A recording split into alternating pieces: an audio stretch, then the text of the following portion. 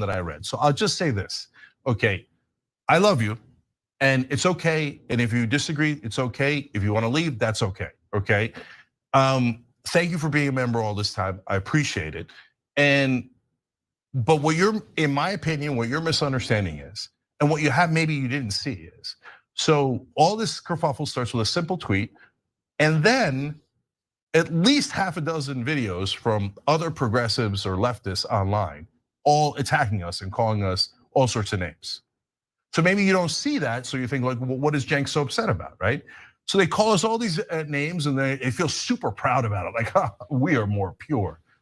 So then I fight back on Twitter, and then all of a sudden they're like, how could you insult us? We were just, all we were doing was punching you in the face. No, that's a right-wing position. You punch, then you gotta expect that I'm gonna counter, right? I don't mean you, Kid Tested. I mean, for folks who are out there, here, I'll name a name, Lance from the Serps. He's on here all the time on the Power Panel, right? And he comes out and does this like video about how he's so correct and, oh yeah, the Young Turks, correct? No, Lance, you're not goddamn correct. Nobody elected you. The polling shows no one agrees with you. Your 12 buddies online, I don't care, okay? And say, oh yeah, I'm 100%, he's 99.95% correct. Oh, I'm gonna correct him. No. So don't, look, you wanna say, hey, I don't agree with you, God bless. You wanna say, Cenk, you shouldn't say anything back because you're being rude? Come on, brother or sister, I don't know what your I just gotta be honest, I just don't really care to like collaborate with any other leftist ever again at this point. Yeah, that's where I'm at, because they come on the show, they build a name for themselves, and then they build a bigger name for themselves, trashing us as if they don't know who we are, as if they haven't worked with us, they don't know what our actual political values are. So I don't, Jake, I never want to talk about them again. I never want to address them again. It's a waste of time. There's important stuff going on in the country. Our personal drama with a bunch of leftists on Twitter doesn't matter. All right, last thing I'm gonna say on it, because you brought it up, is that I'm not the kind of guy to back down. Welcome to another episode of Straight Outta Politics. I'm your host for today. I'm CJ Compton J, or just J in real life. As if online is not real life. I love it when people say that. It's Twitter, it's not real life. Really? The people that are on Twitter, are they living or are they just, what are they doing? But anyway, welcome. This is not at all on my topic list, but usually the stuff I put in the intro, I cover in the intro, I don't put in the topic list because it's just a short intro. So this we can quickly give it a segment here, an intro segment at least. And it's a food fight. So progressives,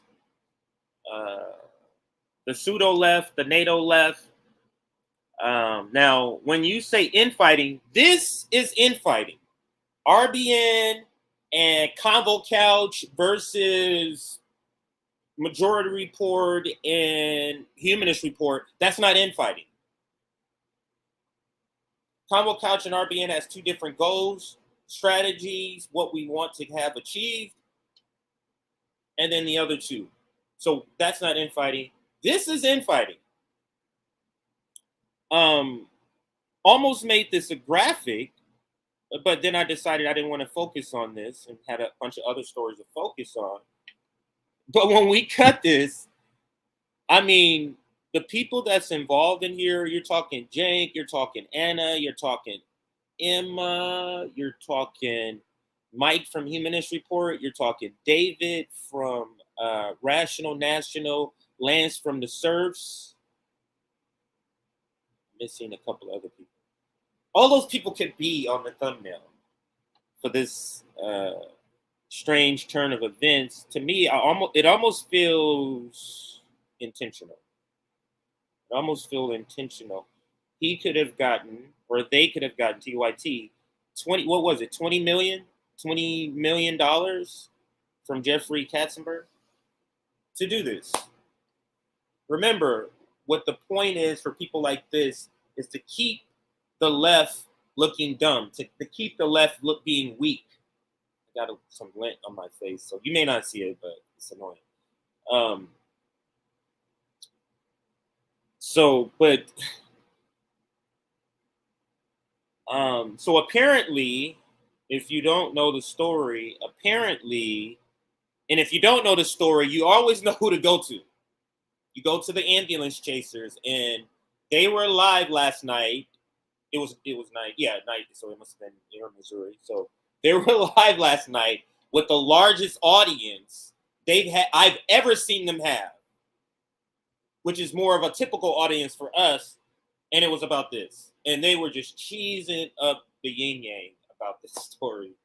This is up their alley. These food fights are up there, the Vanguard's alley. But the people involved in this are the people that are the biggest names in independent media on the left, on the pseudo left, I would say. If you were to divide us conservatives, everybody in conservatives or left, that's how kind of the United States does, and that's why they bunch us all together. These are the people that's advising the left. These are the people that take their cues from the Bernie Sanders syndicate. That's the AOCs. The Bernie Sanders is at the head of this syndicate, like the mafia table, and the Ilhan Omars. They take their lessons, their talking points from that syndicate and regurgitates it. Like, for example, some of the interview you heard AOC speak on with the lever. Watch how those talking points she says in there, watch how the people in this food fight will begin to regurgitate those same talking points. But again, this we're going to call food fight among pseudos.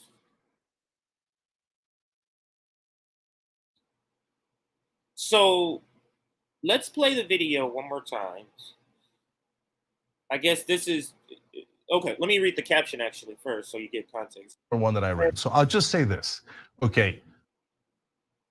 So where we got this from, it says, Cenk, tonight, this is 17 hours ago, so I'm assuming this is yesterday, Tuesday, the 11th. Cenk says goodbye to multi-year supporters, calls out lands from the Serbs, and I'm sorry, not Ann. Anna says she never wants to collaborate with any leftists again.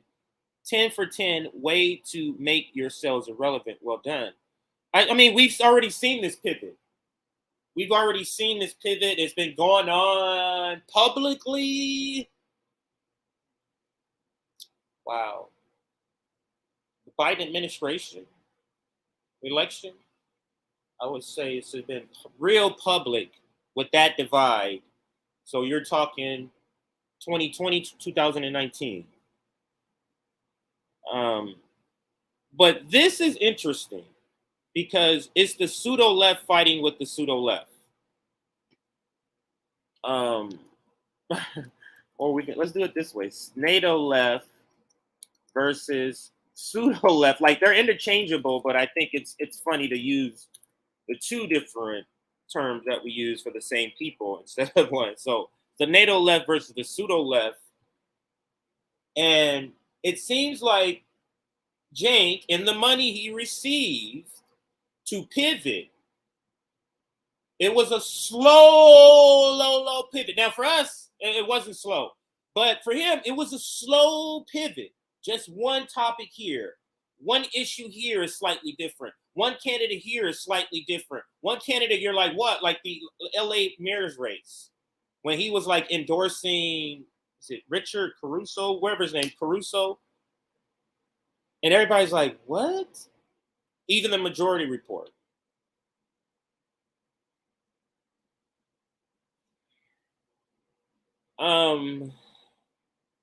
I wonder if this gives them all the people who are from the, because these are all his siblings. I mean, sorry, these are all his offspring.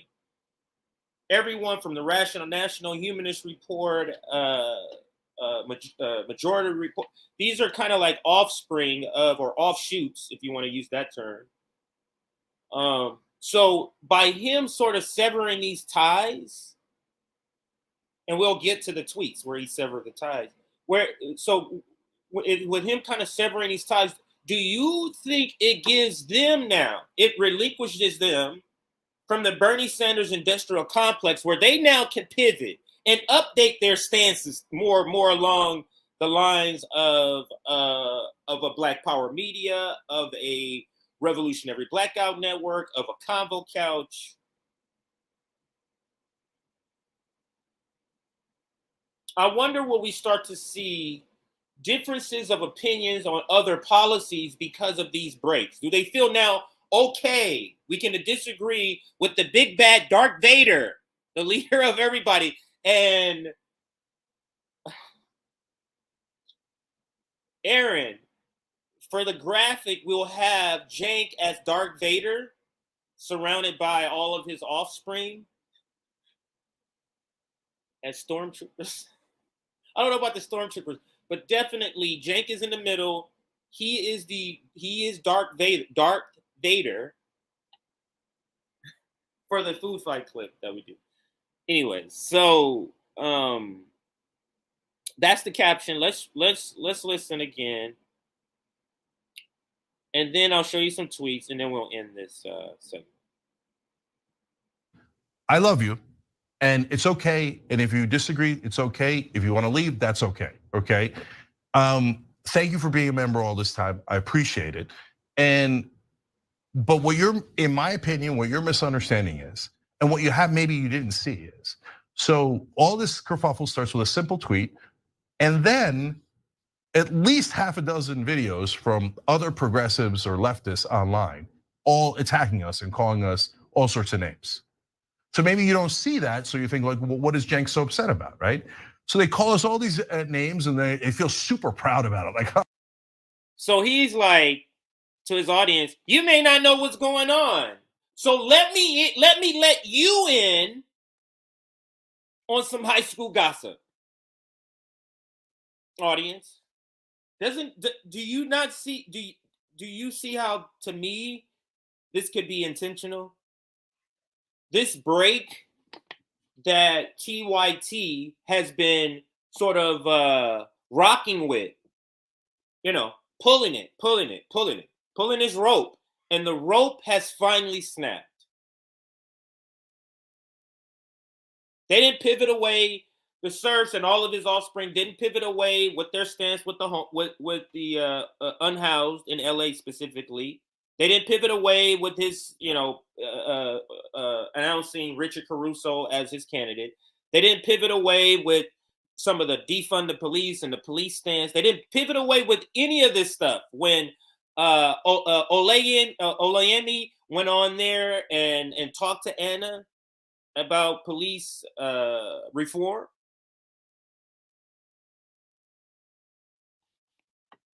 So to me, this is very suspicious that he's making this public like this, where he's taking online beefs, or Twitter beefs, I should say, because all of this is online. Twitter beefs, which the people who follow him are in the millions on, I think it's 5 million on YouTube.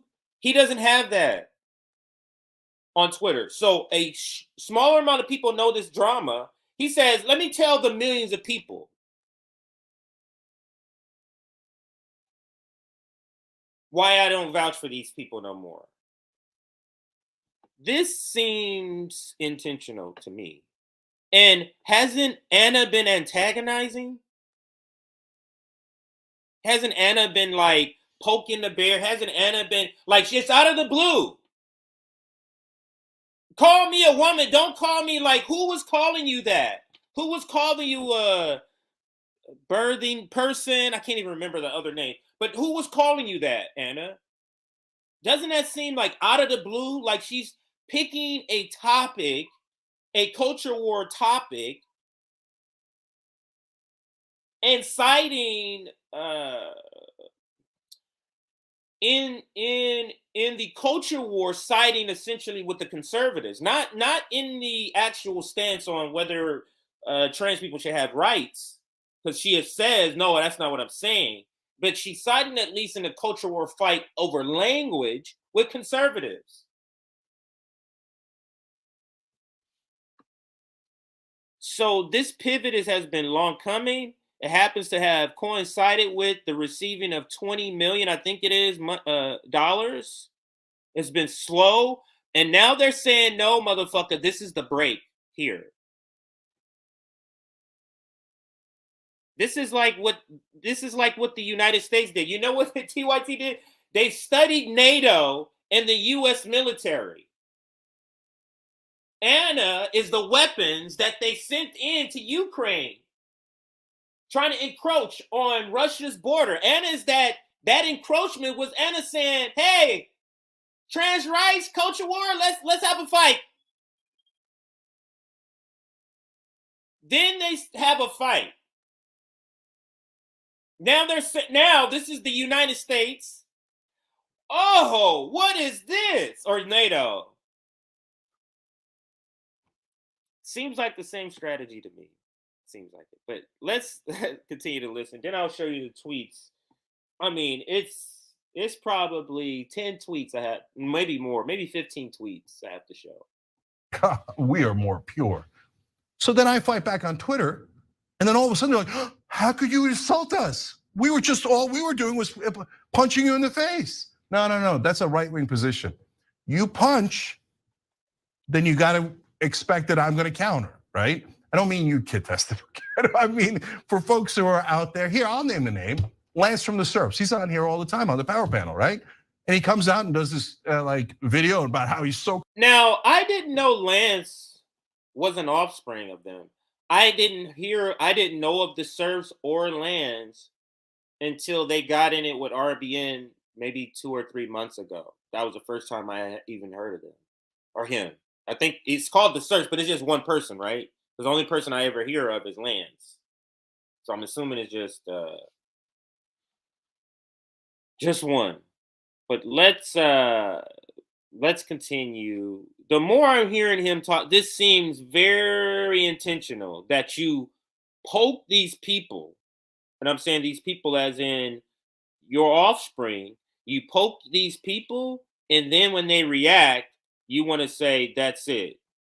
And then she says, I never want to team up with a leftist again. What is this all signaling? What is this all signaling? What does this mean? But $20 million didn't affect you. Am I undercutting that? It's not 20 billion. No, it can't be 20 billion. Yeah, no, 20 million. I know I got that right. Not 20 billion. Oh, let's finish the clip. I keep saying that, and then he says some other nonsense. Let's see how long I go. So correct and oh yeah, the Young Turks. Correct? No, Lance, you're not goddamn correct. Nobody elected you. The polling shows no one agrees with you. Your 12 buddies online. I don't care. Okay. And say, oh yeah, I'm 100%. He's 99.95% correct. Oh, I'm gonna correct him. No. So don't look. You want to say, hey, I don't agree with you. God bless. You want to say, Cenk, you shouldn't say anything back because you're being rude. Come on, brother or sister. I don't know what. I just gotta be honest. I just don't really care to like collaborate with any other leftist ever again at this point. Yeah, I'm gonna rewind that. This comment right here. And I'm laughing because I'm an aging person. So I'm not like, I'm taking it as this applies to me. Aging people get short-tempered in defense. Maybe that's my excuse for my rants on here. Thank you, Carrie. That's funny. It's funny because I went to a high school with somebody named Carrie Ann Scott. Yeah, that is a great freeze frame. Let's continue, boy. That was a funny comment. Yeah, that's where I'm at, because they come on the show, they build a name for themselves, and then they build a bigger name for themselves, trashing us as if they don't know who we are, as if they haven't worked with us, they don't know what.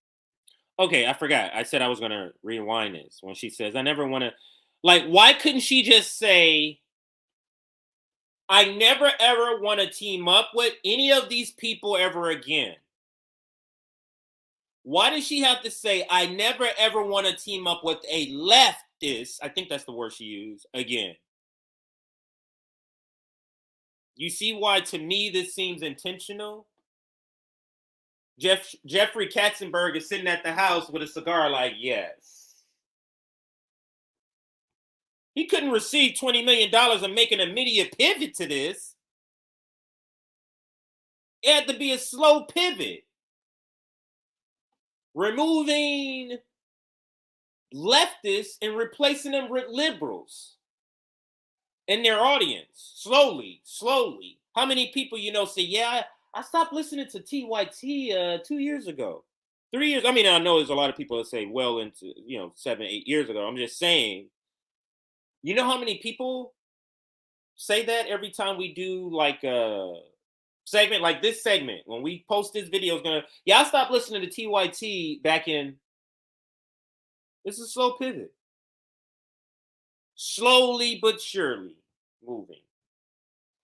Now, I do think all of this started with a Olay tweet. Is the first thing I recall. And it was several days ago. I believe Anna tweeted out. We're going to search for this and show you. Tweeted out something just out of the blue again. And then Olay responded. And then that's when it kind of went off.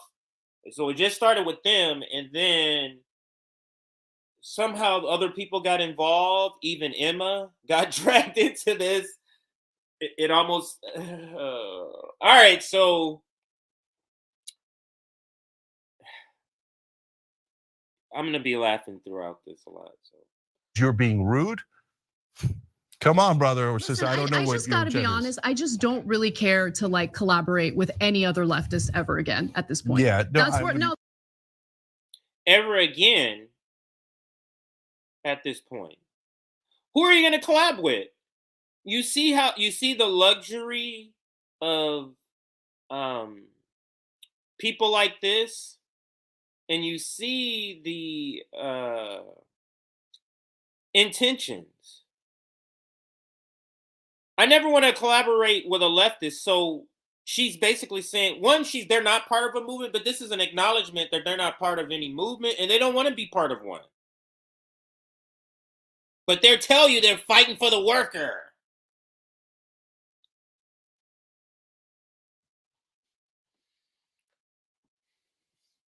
No, that's where I'm at, because they come on the show, they build a name for themselves, and then they build a bigger name for themselves, trashing us as if they don't know who we are, as if they haven't worked with us, they don't know what our actual political values are. So I don't, Jake, I never want to talk about them again. I never want to address them again. It's a waste of time. There's important stuff going on in the country. Our personal drama with a bunch of leftists on Twitter doesn't matter. All right, last thing I'm gonna say on it, because you brought it up, is that I'm not the kind of guy to back down. He's not the kind of guy to back down. So be scared of my Fred Flintstone ass. I'm scared of Fred Flintstone. This is comedy. I'm not the type to back down. I'm gonna make other videos. Food fight, Bernie Sanders industrial complex. They are collapsing.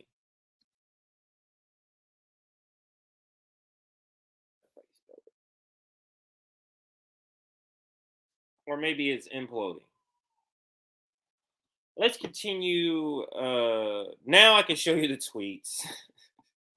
For one that I read. So I'll just say that. I have a ton that I could show. Oh, actually, I actually have a separate. Now, due dissidence is kind of what hit me to this. So I have some saved here, and I have created a separate because it was so many, and I was like, wow, I have to create a separate one. Jordan Peterson chimes in. There goes Nick. Vanguard, of course, the ambulance chasers. Tim Pool chimes in and serves like this is insanity. And this is an older video. We'll get to that one in a second. But it looks like, not it looks like, but we're going to have to start with the Ole video. And pretty sure she was the one that tweeted it out. I'm pretty sure. So Miss Oluri. So let's look it up. Miss Oluri. Yes. And we're going to go Anna and maybe Jank and Trans. And let's see if that tweet comes up. I know I don't know how to search that well. Some of you know little tricks to search Twitter a lot better, like Nick. I don't know those yet. I don't know all that stuff yet. But here is, let's see here.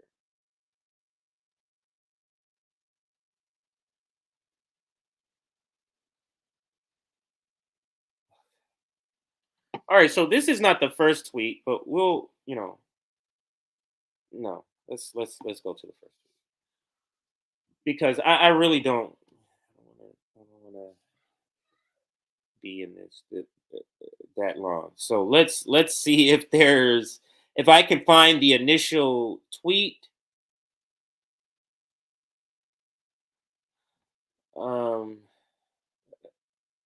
Okay, let's continue. I have short patience. I'm like, man, I haven't found it already, and I'm already ready to do this. But let's just go to her page and see if it'll be there. I don't know if she would retweet it. It might be in her replies. So let's see. Now, this wasn't originally part of the presentation. That's why I don't have it saved.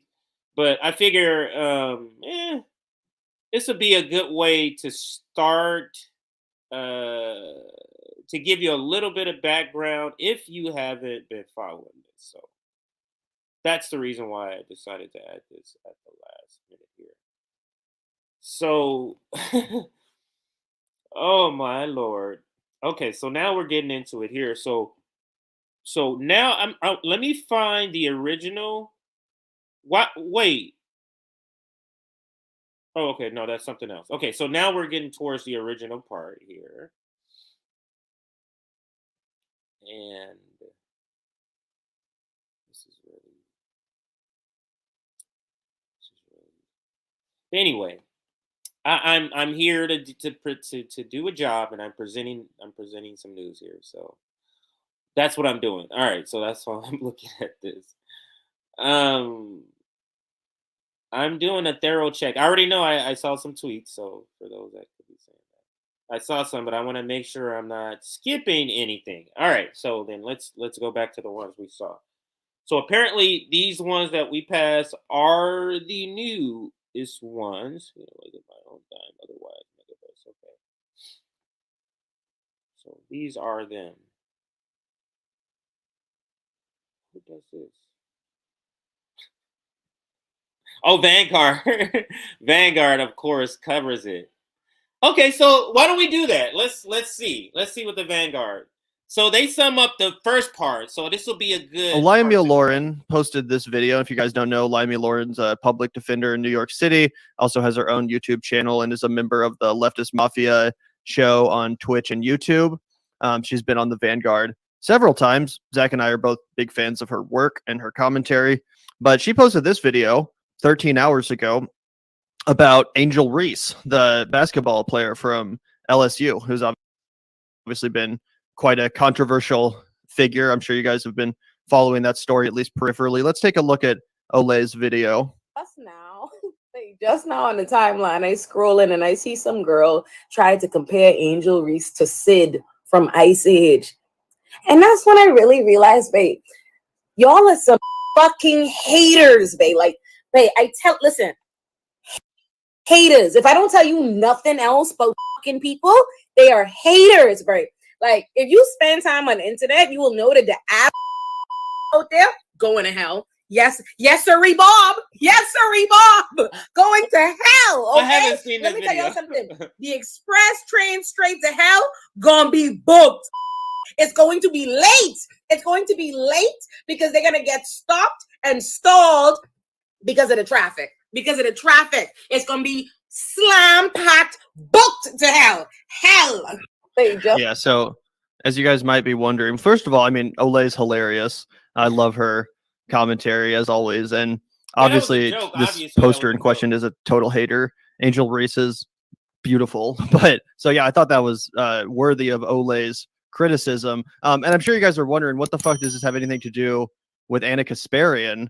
I'm sure Olay was also wondering that last night after she posted this. And all of a sudden, Anna Kasparian pops up in her replies again to this totally innocuous. Okay.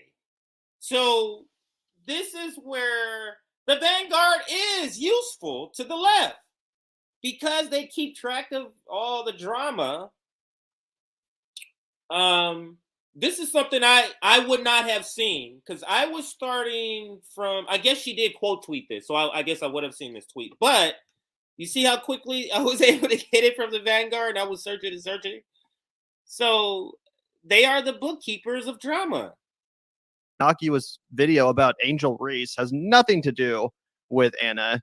But Olay pops into her replies and says, "Oh, Olay, do you mean people who demand people, quote unquote, cook their friends? Those kind of haters?" Out of the blue, completely out of nowhere here. What? Like just totally random. I'm guessing she was a few glasses of wine deep, if I just have to guess. But yeah, this is totally uncalled for, totally out of nowhere. Anna Kasparian wading into this Twitter thread for no reason to say, "Oh, Olay, you mean the people who demand people cook their friends, those kind of haters?" To which Olay replied what does that with even a mean? simple question mark, being unaware of what Anna's even referencing here. Then Anna responds with this video clip from a recent episode of the Leftist Mafia, which, as I mentioned, Olay is a co-host of. And this was a clip from a recent episode where they were discussing Anna's recent controversial take about how she doesn't want to be referred to as a birthing person and how you can support trans people and trans rights while also shying away from using that term because, as she said, it's quite degrading. So let's take a look at this clip from the Leftist Mafia and then we'll break it down. You should be able to mention those without like having to classify it as, but you shouldn't get mad at her for this because of her history. No, I mean, no one's mad at her for her history. I think it makes sense if you want her to change her mind and to understand what she did wrong. Because if it's just, if without that context, like, again, that's why it's important if you know her that you do include that context, because she has to understand these disagreements are coming from an honest place, and we're not just doing it for clicks, right? Like that's so. No, of course, but that's not the same. That's not the same, though. That's not the same. I have to say it. Oh my God, I have to say it. I like Anna, but I feel a little bit like this is the coddle the white lady hour. And you know why? And you know why? I thought this even earlier because before this, the Majority Report put out a thing too, and everybody else. And I was like, boy, everybody sure feels the need to trip over their fucking feet to come out to defend her for getting cooked when all of the people get cooked all the time. I have yet to watch a video of anybody defending me from getting fucking cooked. I've never seen it. I've never seen everybody come out. She has a lot of fucking bad takes, and then she gets cooked because she comes out unprovoked. She asks to be cooked. She got up today and she said, "Twitter, cook me." Right. Listen, I have yet to delete if they didn't have Olay on this show, I don't know what this show would even be. Look at everybody's expressions after she talked. Did you see everybody's expressions before she did? I don't have any idea what this show, but anyway, I think this is enough video. I really want to move on from this. So I think that's enough video to give you the background. So that was weird. So to go back, let's go back to Anna's tweet because now I can try to understand what she was meaning here. She says, "Do you mean people who demand people eat their friends? Those kind." So she's calling her a hater. those kind of haters, because I guess Anna took offense. So Anna feels like they took the first shots. I guess that's what she's saying. And then she posts that. So this is one of those comments. And the thing is, she wouldn't have got an answer from me. Because I know when people do this. This is one of those comments where people, you ever have a conversation with somebody or a group and somebody says a comment that seemingly doesn't have any sense to the conversation. That's intentional. So you go, what? So they can lay out some new bullshit. I recognize that shit. I do this with my wife all the time. Not that she's gonna lay out bullshit, but when she wants me, and I'll just go, I won't take the bait. So I wouldn't have taken the bait. I would have just said something like, yeah, like those, or something like went along with it. Because she wants you to say what? So she can respond back what she really wants to do, which is to bring up that video. So I find that very funny. All right, so now we understand. And like I said, we can go away from the video then. We don't need to watch all the video. I don't want to spend more time on this than I need to. So now we can kind of show some of the tweets. Now, since the Humanist Report, I think he has me blocked, like all of RBN blocked. So I'll show you this screenshot. This is from Due Dissidence. These tweets are out of order. I don't have any idea the order. I'm not really particularly interested in going in order. I guess as we read through them, we'll sort of figure out which one is ahead of the other. So you may know more about this than me. This is the Humanist Report, and this is Michael. He says, oh, actually, let's read Jank's tweet first. Then, what is the disagreement? All of this started with Anna saying she would like to be called a woman. Everyone agrees that's cool. I must insert, there was more than she just said. She didn't just come out and say, hey, my pronouns or what I would like to be called is woman. That's not what she did. I'm sorry, that's what she did. Not just saying she wants to be called a woman. Back to his tweet. So then you guys lost it and started calling everyone fascist, even though, and he goes on, like that's a jump. And Jake does this, he's an exaggerator. She said she's a woman, and then people went to a fascist. Does that make sense? Of course not. So Michael responds to that by saying, who lost it exactly? A lot of people respectfully explain why that tweet was harmful in the nicest fucking way possible. But you both ignored good faith critiques, then punched left and cried victim. Have you considered that you're the one being unreasonable here? Now, the offspring, Michael, is like, what? What's happening? They're not understanding because maybe they're not in on what Cenk is doing, the pivot. They were latching on to what TYT and the Bernie Sanders industrial complex is doing. But now they're realizing, wait, you didn't receive $20 million, Michael. Now they're realizing, wait a minute, that $20 million he got from Jeffrey has affected him. But it's too late. He's already drug you this far. What's the next one he has here? Now, I do have this one, but I guess, yeah, I have this one somewhere else. So we can read that one. Oh, here they go down here. Now, I'm going to start at the bottom. And so I'll show you how I got them in order, the order that I found these things.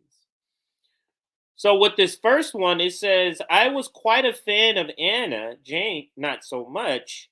But Anna has shown she has such a fragile little ego that she's putting hurt feelings over petty BS above the broader movement. Now, we want to think back to the CIA tactics that Nick has.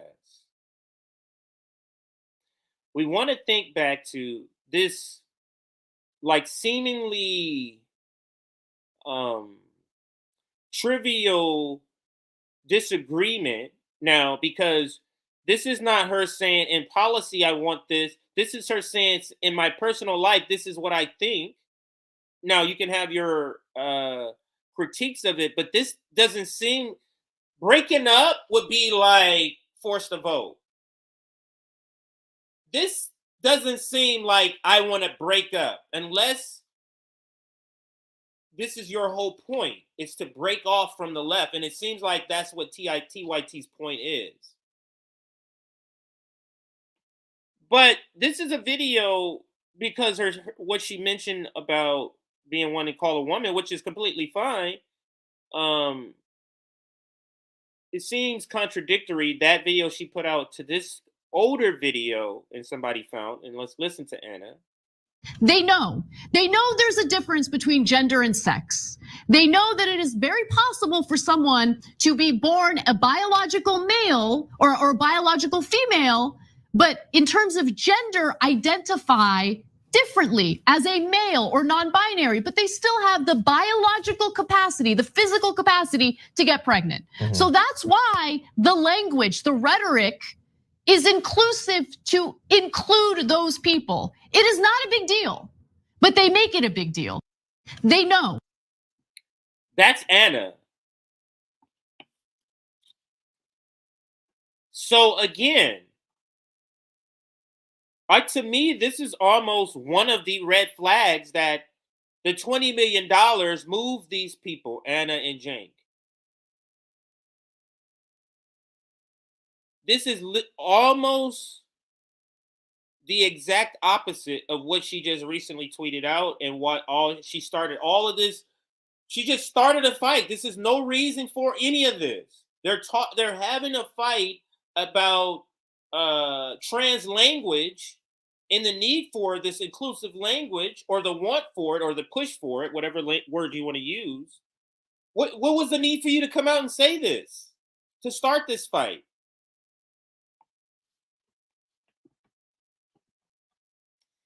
Just saying, she is literally saying the opposite. She is literally saying what the SERPs, what the Humanist Report, with Rational National, with Ole, what all of them are saying. She literally says it right here. And they just directed at Anna, but somehow it's different. I'm not gonna go through the video, but you see there's more video. I'm not gonna play these things, just to kind of show you this is still a big story. Not only did Jank appropriately call out the SERPs, now this is somebody on Jank's side. Oh yeah, I remember. I wanted to save this to show that there are people who are on Jank's side, apparently. Not only did Jank appropriately call out the SERPs by name, but Anna highlights exactly how weaselly Lance is by using TYT to grow his brand, and instead of vouching for them, he abandons them when it helps his brand. Anna is right. Lance is just scummy. Somebody else does a TYT's Anna and Jank divorcing the left is progressivism dead. Well, we've been already saying that. Then we have this person kind of summing it up. Anna said something transphobic. People, hey, this is pretty transphobic. Jank, we're being attacked. Why are you attacking us? Why? What happened to free speech? And so on and so on. You see there in that tweet. All right, we're rounding this down here.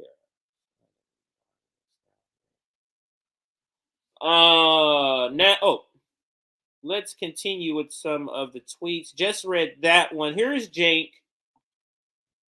This is David Dole, Rational National. The issue is adopting right-wing framing, a complete non-issue, birthing people meant to further otherize trans people during an unprecedented right-wing attack on their existence. This is the Rational National.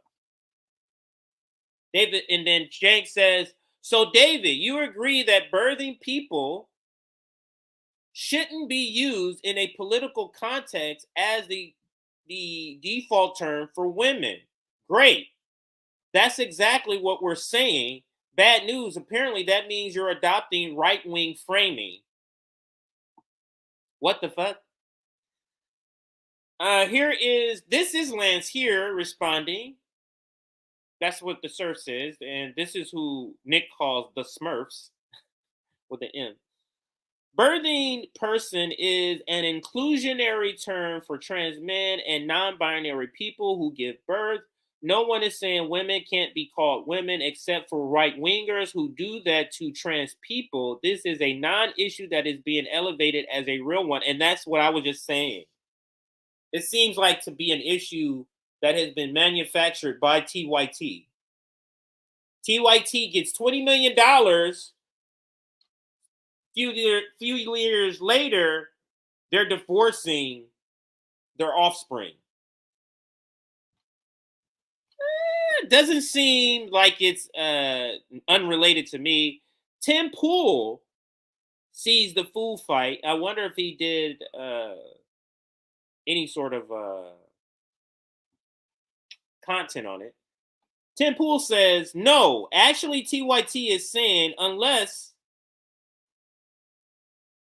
is TYT right wing? They're answering something. Here is another one. Oh, that's the one we already covered here.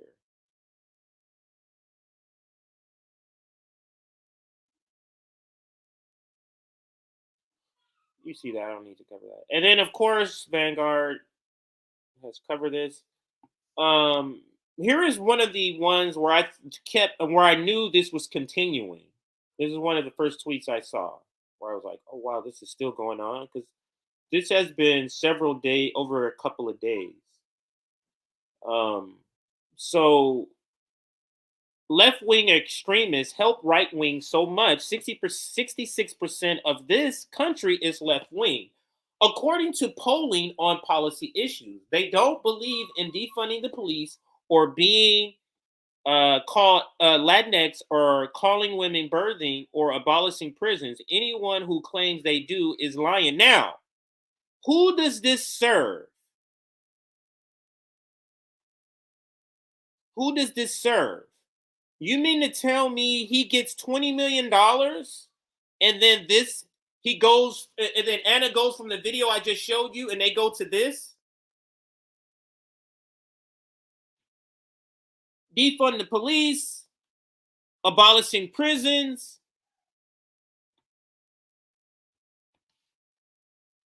These are radical left, and then birthing people, Latinx. So he throws in some culture. He throws in a lot of stuff here. He's casting a wide net to offend a lot of people on the left, and where you have to ask yourself, why is he doing this? Why is Anna and Jane manufacturing this? For what purpose? Here is Brother Nick. And he concentrates on something else, which is the defund the police part that he says. Most voters, including independents, support defund the police, by the way. And then Nick shows the receipt, and I'll bring it up here. A majority of voters want to reallocate funds from their local police budget to crime prevention initiatives such as counseling, drug treatment, job training, education, including 74% of Democrats and 55% of independent or third-party voters. That's Nick with the receipt. Jordan Peterson actually chimes in, and he says, now this is the right winger, the Jordan Peterson says, and you're one of the worst offenders in that regard, saying that Jank is one of the worst offenders in saying he wants to defund the police, saying he wants to abolish prisons, and some of the other issues here, I guess he's trying to say. That gets 1,200. Here's Ole. No one's helping the right wing more than you and your girl, who's been parroting back their talking point for at least a year while insisting y'all are leftist champions. It's transparent. It's embarrassing. It's not keeping y'all relevant or making you the leader you think. Wow, she is castrating this motherfucker here. You think only the leaders you only think you are. 4,500. Over a 500,000 people eyes has seen this tweet. That is complete destruction there. And I've had enough. Like, there's a lot more tweets. I mean, let me see if there's any import. I've had enough of this. I gotta move on from this. Oh, Emma. So, because for the graphic, I need to include an Emma tweet. So, because you're gonna be put on there. Isn't your point contradictory? If that number is correct, that means that any aversion is I'm sorry. Let me go up here because he says a reply. So let's go up here where you can see both of them. Isn't your point contradictory? If that number is correct, that means that any aversion to inclusive language is marginal compared to policy sets. Democrats have been doing well electorally as well. Nobody is making voting decisions based on clumsy activist medical language. And that's in response to that. Okay, to that there. And then Jenks says, Emma, I see leftists using this language outside of clinical context all the time. This new excuse that no one was using it anyway is bullshit, but I'm happy about it. If everyone wants to retire these terms to just clinical context, great, I agree. How is this not he's the language police. He's the language police. Oh yeah, okay, yeah. I can't do no more of this. If you want to know more about this, go to the Vanguard and watch their coverage of this. But yeah, I can't do any more of this. So is this it? Yeah, go here. This is what I was looking for. So if you want to know more. And I rarely do this, but if you want to know more details of this, I've covered this long enough. I'm tired. You can go to the Vanguard's stream and watch theirs. Now, let's get to some of the other quicker topics. These other ones are quicker topics to cover. So that was by far the longest segment. These other ones are shorter segments that we're going to be covering. But let's first throw the graphic up, the graphic for today. And that's here. RBN Live, that is our elder from the Black Agenda Report, friend of the show. I consider her a friend in real life. Margaret Kimberley, and then that's Benjamin Dixon.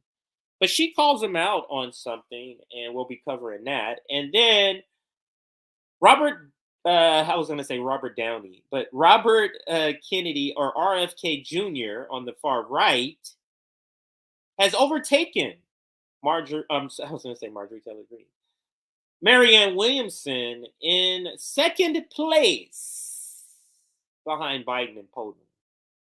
So we will be covering those. And again, those are very, very short stories we're going to be covering. And then there's another story. DSA caucus calls for breaking with Democrats. Yes, there's an article we're going to cover with that. That's a short article. Another short article we'll cover is Tunisia plans to join BRICS. Very short article on that. And then if you didn't see this, Black Agenda Report just put out a new article called The Misleadership in the Bronx, and they're talking about ALC. So that's a must read anytime the Black Agenda Report, because they don't really cover these little spats, these little things that the squad does. So when they do, very interesting to talk about that. And then if we have time, a story we've been pushing off and pushing back, China is ghosting the US. Still got that article.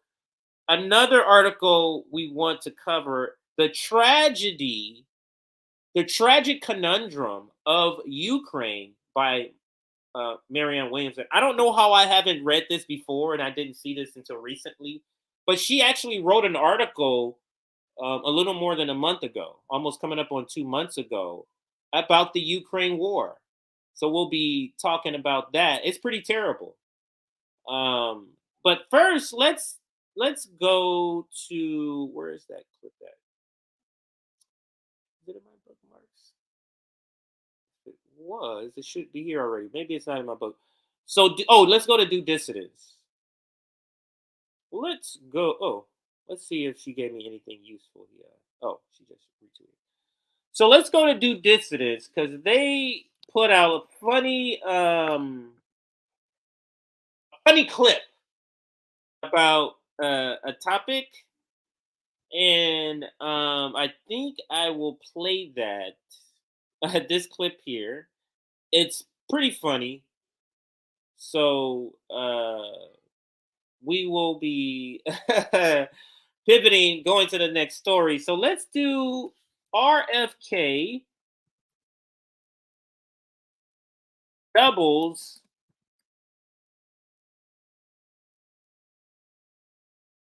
Marianne Williamson's support. More than double. RFK Jr. doubles Marianne Williamson's support. That will be this next topic, and we're going to start with this video. This is a video edit. Don't think we're going to be it's just their old video. If you've seen this video of them talking about Marianne Williamson, they put a bunch of things together, kind of like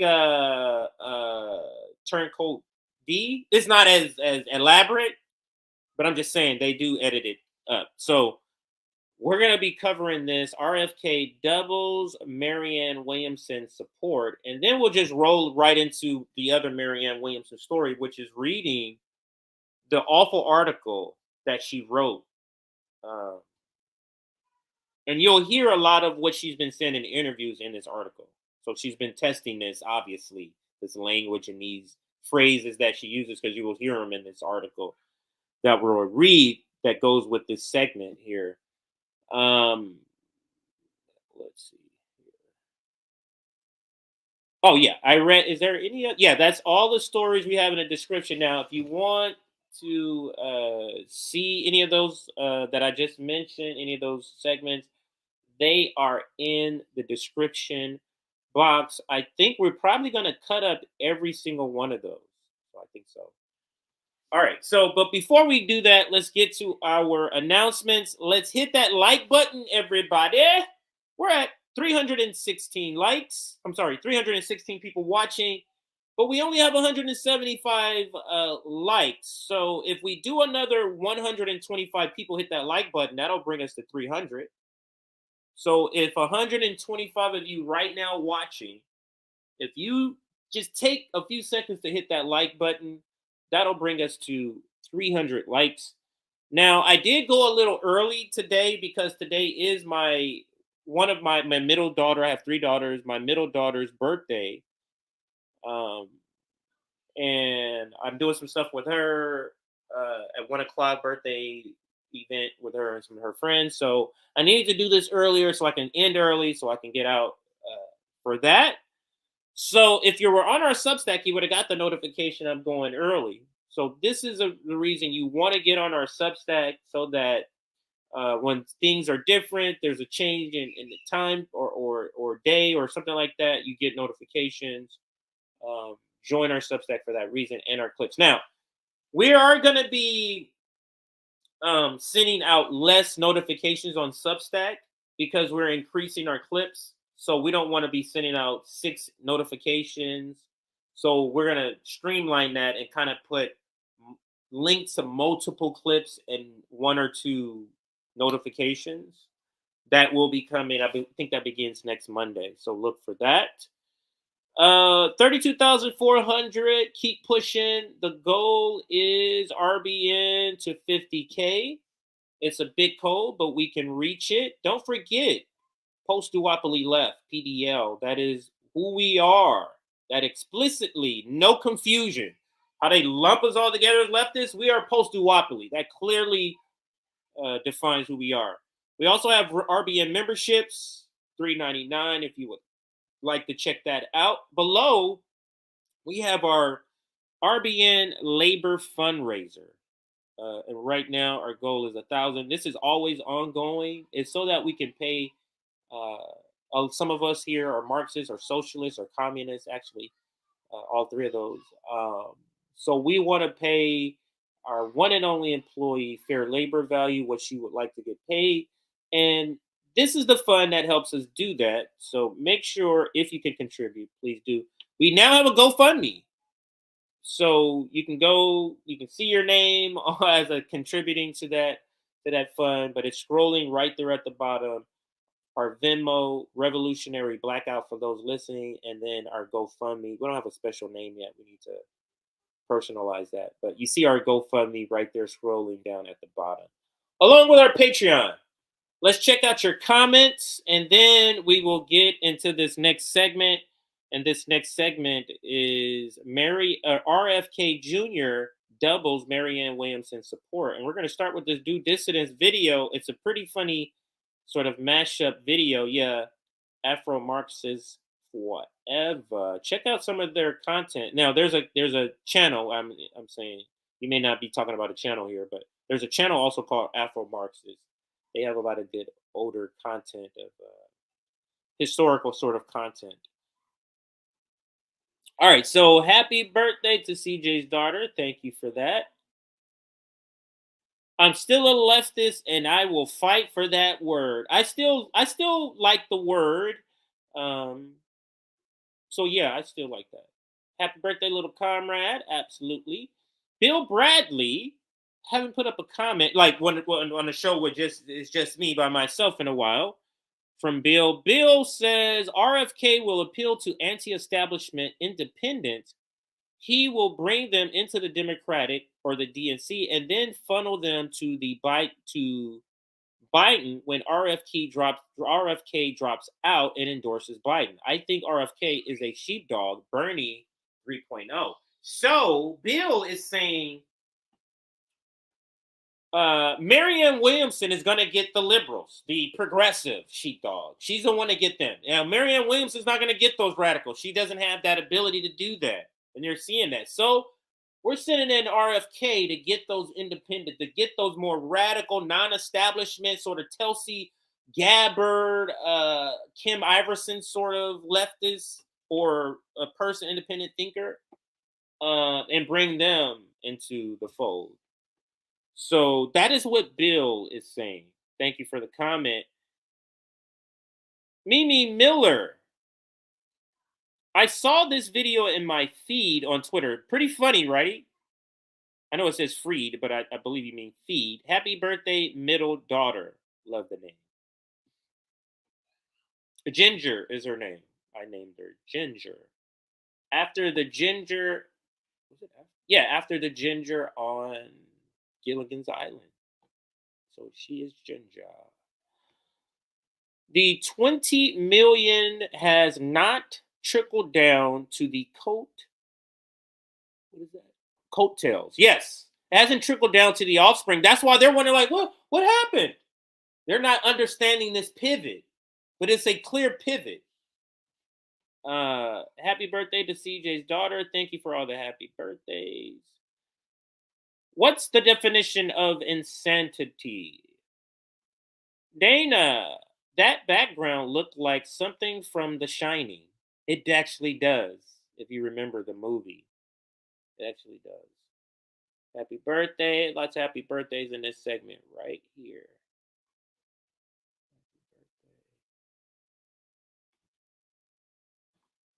I hope RFK will bring those folks who were for Bernie 2016 that voted for Trump in 16 and 20. Bring them where, though? Because we don't want them to go to the Democratic Party. At least I don't.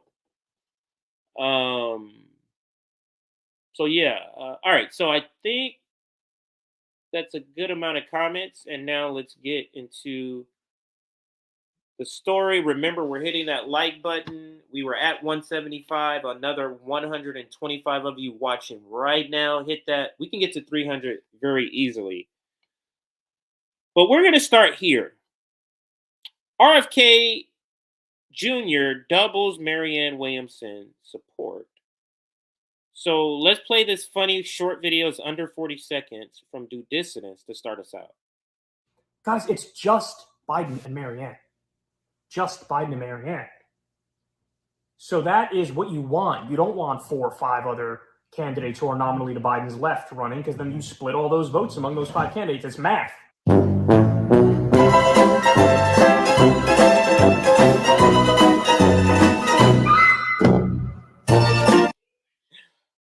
Now I'm going to turn the sound off.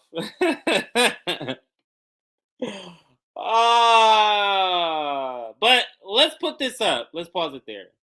Because that is the Curb Your Enthusiasm music. I'm sure it's copywritten, so we only can play a few seconds of it before it's picked up. But RFK Jr. doubles Marianne Williamson's support. So this has to be devastating for the Marianne Williamson account, because they had just had a glimmer of hope when this very small poll came out, and it showed her at 10%. 10% when you combine probably will vote Marianne Williamson, and definitely will vote. She had 3%, definitely 7%. They didn't look at that and go, oh, she only really has 3%. They said, no, combine it at 10%. Look. Here's another poll here. This is on Fox News. Joe Biden 70%, JFK 10%, Marianne Williamson 4%. There you go. Now let me see. When was this done? This says, oh, and this is not no bullshit ass poll. This is Morning Console. Now a poll is, take it. I never say take it with a grain of salt, but it's never to be relied on as fact. But let me see if I can find.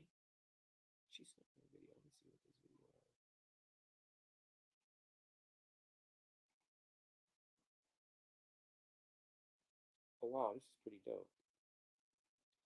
Let me. Oops. How can I show this real quick? I want to show this. Yeah. I don't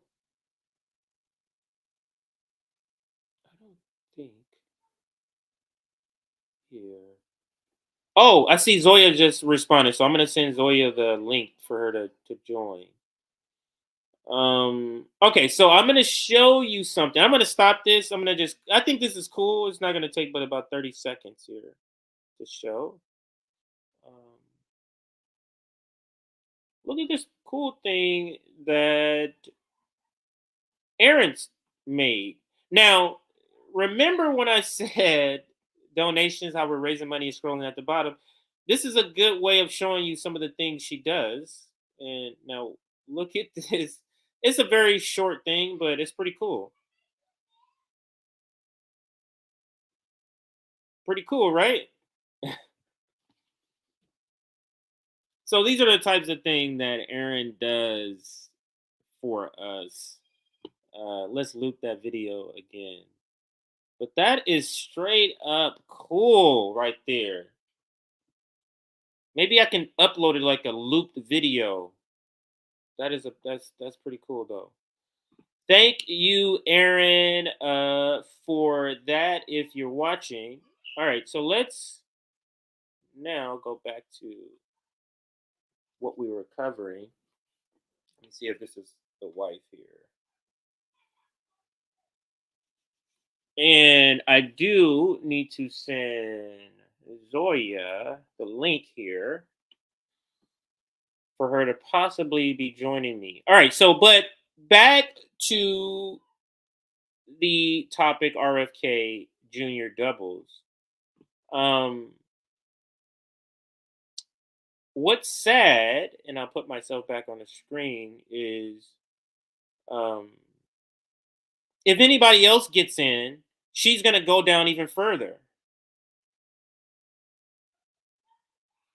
But I do think RBN, in calling this out from the get-go and being sort of relentless on the topic and always keeping people abreast of it and make sure it doesn't go to the back of your mind and then you say, oh, maybe it is okay. We're trying to keep it at the forefront of your mind that this is not a good idea. So hopefully she'll be done with this and not try to extract money from the working class and the poor for this vanity thing. So let's, okay, here's the link. So sending that to Zoya. I'm sending this link to Zoya. Hopefully she's able to join. We'll see. She may not be. We shall see. So now let's I want to try to find the full video of this now, because they clipped that together. So, and that's due dissidence doing what due dissidence does. But let's see here. Let's go RFK Jr. polling. Let's see if it shows yet. I checked. Did I check Facebook? Nothing there. Did I check? Not Facebook, but YouTube. I did. Let's see if there's any update on it. Let's go Fox News, and let's go RF.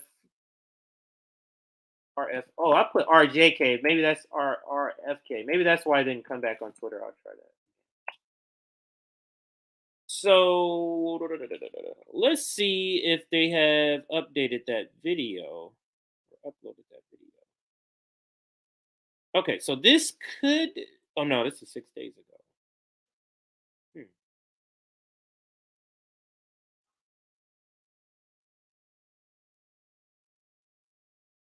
I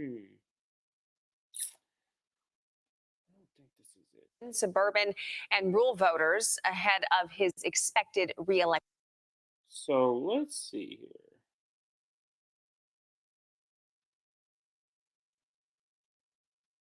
No, this is not the one. Okay, so I didn't want to go through it and waste time in playing it if it wasn't the one, and it doesn't look like that's the one. So, like I thought, they have not added any like new content to show this. Let me see if I go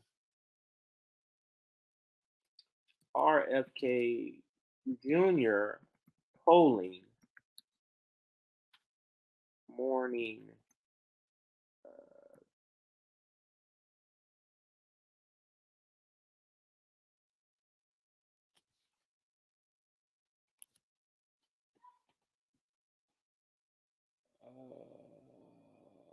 No. Oh, right here. Oh, wow. The heel covers it. I wonder if brief. Wow, they cover it. So let's see. It says RFK Jr. has 10% support in 2024. Today is Wednesday. Isn't this one of the days that Bree is on there? So let's listen. He does not face a serious primary challenge right now. There are one candidate declared, Marianne Williamson, one coming, Robert Kennedy Jr.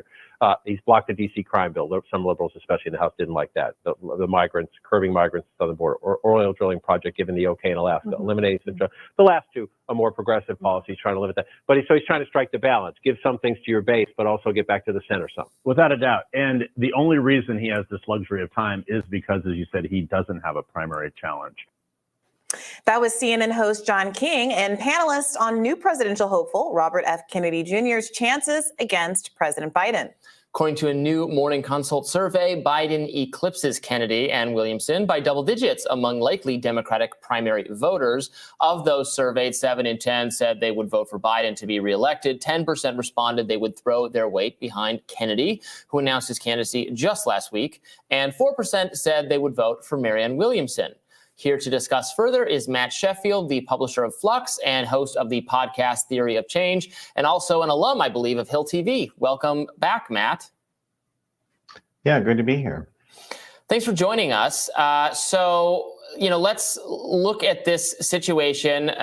Mainstream media saying Biden not really facing any competition, but he does have two announced primary challengers. What do you make of this kind of? Is it justified to not really talk about Marianne Williamson and RFK Jr. very much?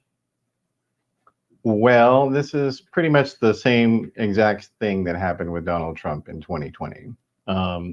There were basically no major Republicans who wanted to challenge him in 2020, and the Republican Party deliberately ruined or got rid of a bunch of the primaries, actually literally canceled the primaries in order to protect him from challengers. So that's it's kind of the drill when you've got a president who's running for re-election, which it seems to be Biden is, although he hasn't made that official. But in regards to Marianne Williamson, I mean, she's this kind of person who seems to be a perpetual candidate for president. That's her new business. And she had in 2020, I believe it was 1%, 2% might have been the highest that she ever got in any poll. She dropped out before any primary votes were cast. And she has no experience of any kind in politics. And that actually matters a lot more in Democratic politics compared to Republican politics. Donald Trump, he was able to. Does he know that's Bree's girl? Maybe he doesn't know that's Brianna Joy Gray's friend. Leverage being a non-politician in 2016, and that actually was very helpful to him. But on the Democratic side of the aisle, they tend to be much more in favor of somebody who has governance experience. And then with Robert F. Kennedy Jr., he's, again, not somebody with any political experience other than simply being born in a political family. So, we'll see if he actually is taking it seriously himself and how much he goes for it. He didn't do his announcement with any fanfare or anything like that. So, it doesn't seem like he's taking it that much seriously himself either. Well, you mentioned that it doesn't seem to help on the left side of the aisle when candidates are not from a political background and are independent. Yet it does seem to be behooving both Marianne Williamson and Robert F. Kennedy Jr., who are polling at significantly high rates, much higher even than Bernie Sanders was polling at this time in 2016. Here is the problem with this particular point, and I've heard it before. I think it was Bernie Identity on Twitter make this point, the same point that Bree makes here. Bernie Sanders polling at 10% when I think at the time it was either 4 or 5 people. I'm sure I'm wrong on that. It was multiple people, not just 2 or 3 people in the race. He's polling at 10% with multiple people in the race. Marianne polling at 10% when it's her and another person in that poll. That's not the same thing. It's not. And lumping RFK Jr. in with Marianne Williamson in this segment, I don't necessarily agree with, because you can say things about him and that does not apply to her. And of course, he went on to win 20-odd states in the primary contest, despite having a complete blackout from the media and the Democratic Party very openly campaigning against him. So to people who look at these polls and say Marianne is at 4%. Bernie Sanders had and has a decades. You know the famous picture of him getting arrested, getting pushed by the cops with his arms behind him as a young kid? I think he was in his 20s. He has decades of experience. Mayor of Burlington, Vermont. So this equating Marianne Williamson with Bernie Sanders is just not accurate. Just not accurate. Robert F. Kennedy Jr., who hasn't even technically made an official announcement yet, is at 10%. And with, what is it, 70% of Americans not wanting Joe Biden to run again, do those polls not strike you as indicative of the fact that whatever trend might exist among Democrats preferring establishment candidates, something different is happening this year? Nope, not at all. And the reason being that I like this guy in the sense that he's dry. So it's like she said all this, he was like, no, it's not that. No. I think that's funny, but let's continue.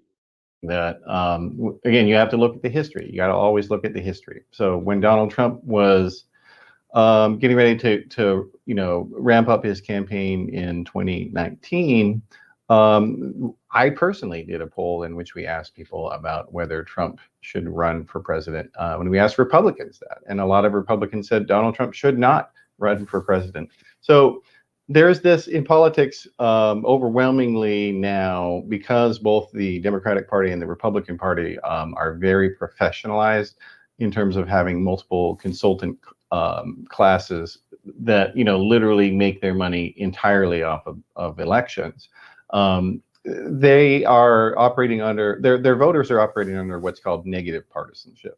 So in other words, like, people may not like Joe Biden very much, but they're still going to vote for him in the same way that Donald Trump, his large percentage of the voters who vote for him don't like Donald Trump. They just don't like Joe Biden more. And so that's why they vote for him. So these polls tend to overstate.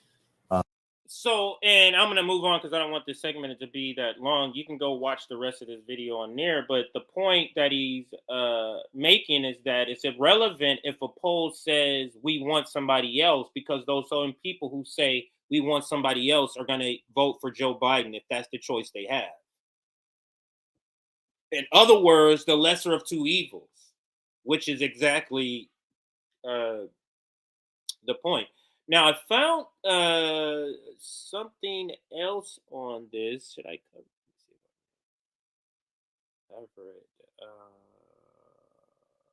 I thought he did announce. Maybe it wasn't with a lot of fanfare, but I do believe he had. Oh, this is what I was going to show you. Now I found it. So I am on YouTube. Let's go back to Twitter.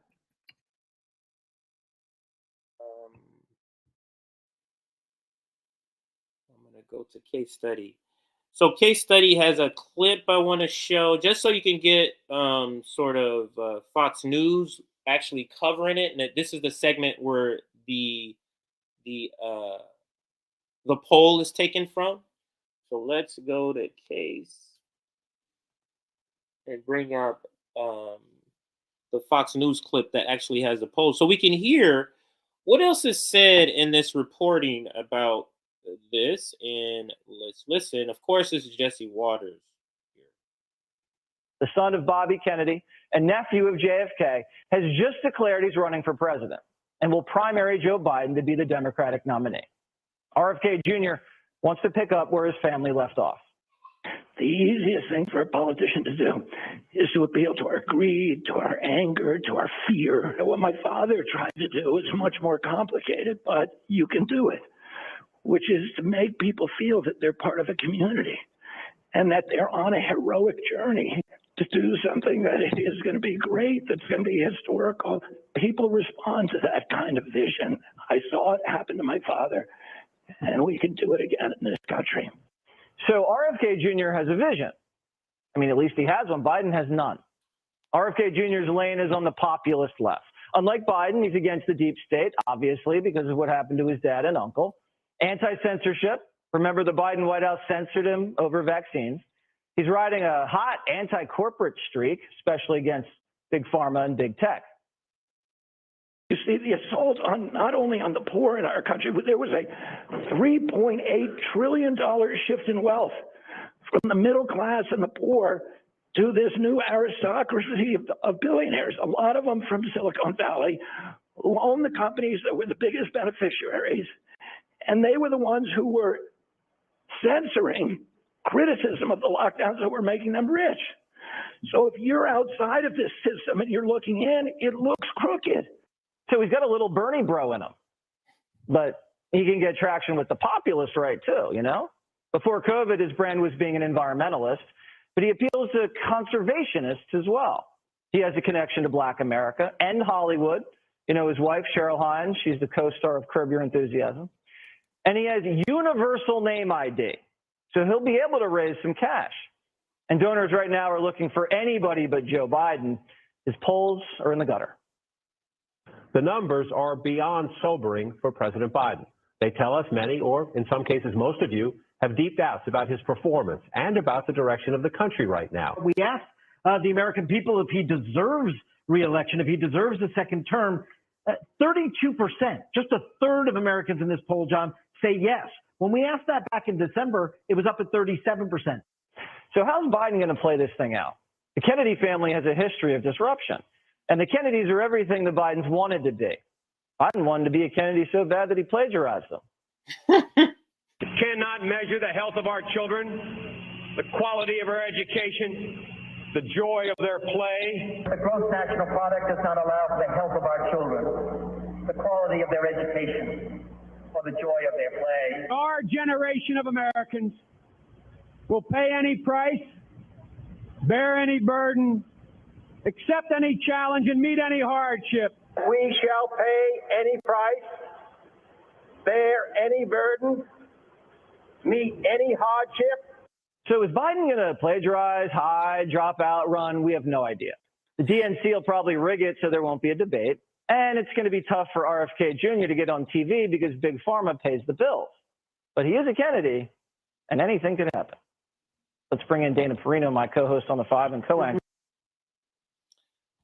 All right, I think we're going to end this part of the segment here and transition to what she talks about, and that's Marianne Williamson.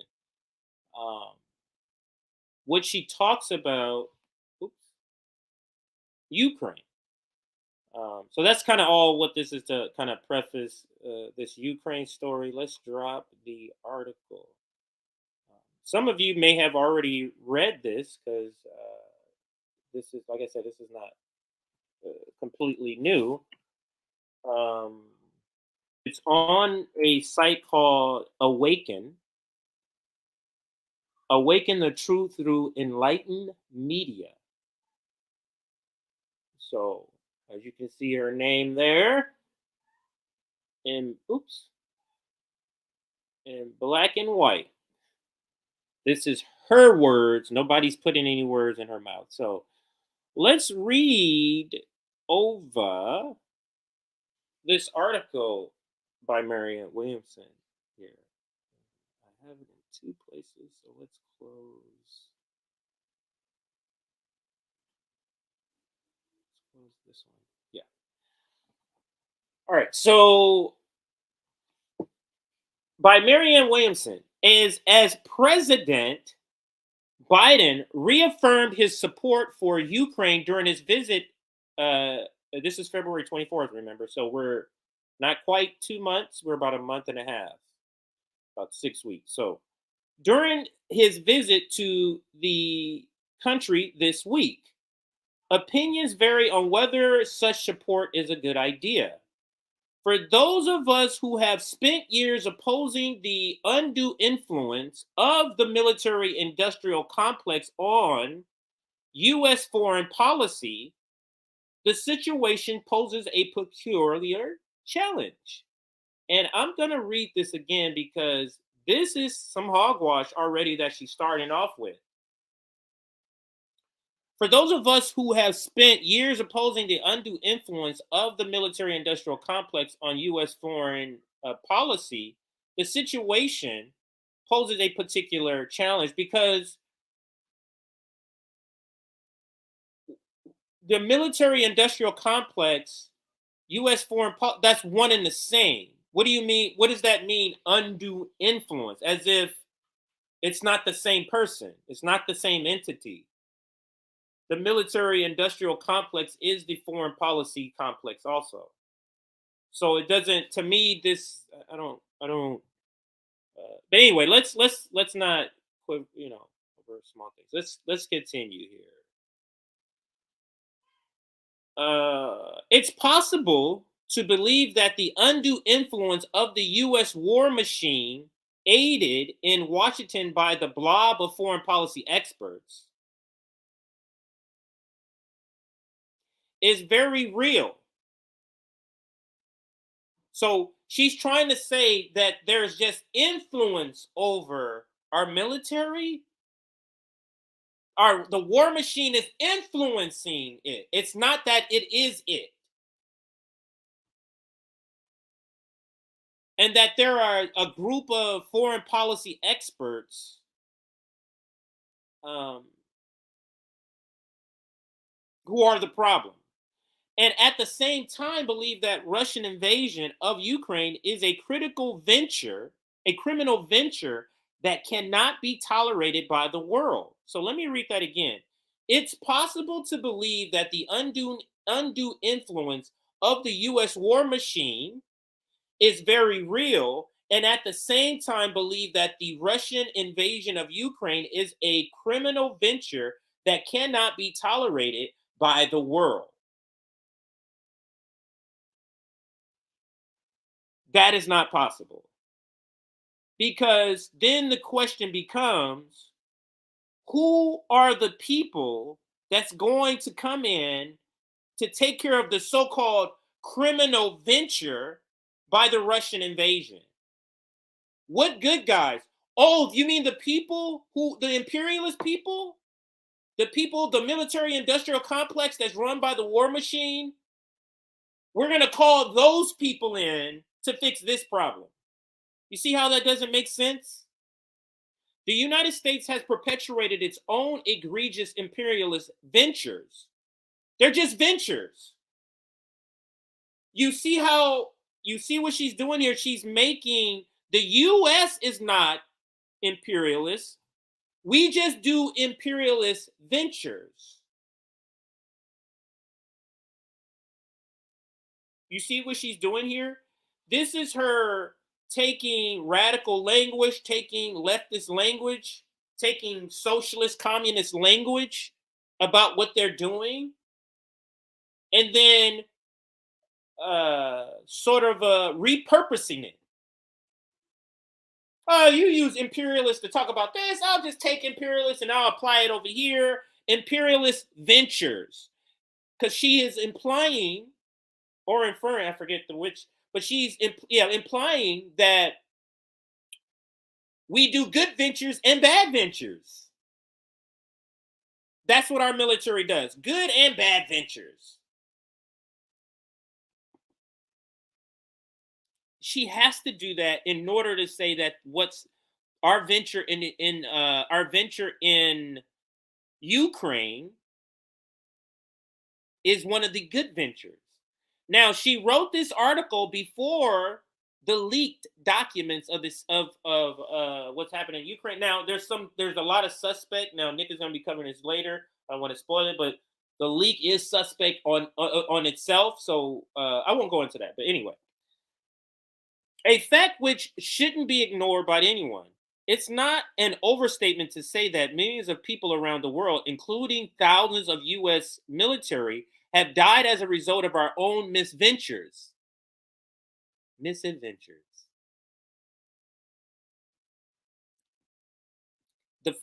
framing is terrible. Framing is terrible. But let's continue for the sake of time. Let's continue. But that does not and should not give Vladimir Putin a pass on perpetuating an imperialist war of his own. It doesn't. But what it also doesn't is give the people who are committing and carrying out these imperialist misadventures, it means we also shouldn't be the ones who come in and save them. We also shouldn't be the ones who's funding anything. So both of these can be true. Yes, what Putin is doing is not good. maybe he wouldn't be doing it if we didn't do what we did in 2014, 2015. We're overthrowing the government, helping to overthrow the democratically elected president there. So no, but what she's doing, she's trying to dress up or put a leftist face, at least language-wise, put a leftist face on this war. There's no spinning it. Clearly, not all wars are the same. You see? And this is what progressives do. This is what the professional managerial class does. They're only anti-war in abstract. A past war. An abstract hypothetical future war. They're anti-war. It's never a current war. Clearly, not all wars are the same, right? Just as some have pointed out at the war, just as some have pointed out that the war in Ukraine is not a replay of World War II, it's important to remember that it's also not a replay of Iraq or of Afghanistan. Those were bad wars. Those were bad. This is not. Did American foreign policy mistakes contribute to the war in Ukraine? Yes. But does that not mean we are ultimately responsible for Putin's invasion? Nor does it, yes, it means that. Nor does it mean that our larger interest, the interests of people of the Ukraine, or the interests of the rest of the world, or are the best served by our stand out of the conflict. This is terrible. This is terrible. And then we have people on Twitter getting mad at RBN for calling her a neocon. How is she not one after reading this article from her own mouth? Let's continue. I can't believe this. Yes, but I read that part.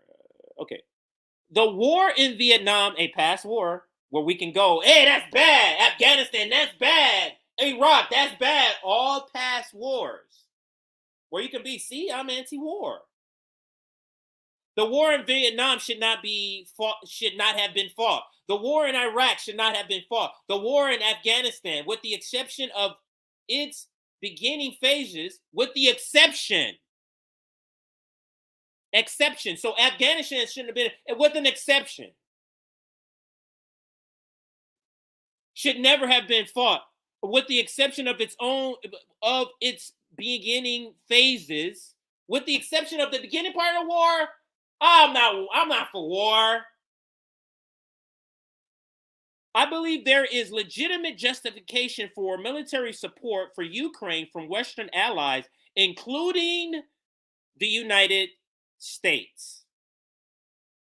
Some have mentioned that what they perceive to be a contradiction between my support for the creation of U.S. Department of Peace and my support for military aid in Ukraine. Yes, because it's contradictory. Marianne Williamson. Can't believe people are falling for this nonsense. And she is literally, the thing that's putting her to quicksand the most is her military, is her foreign policy, and she's trying to spin this shit. Moving on to the next article.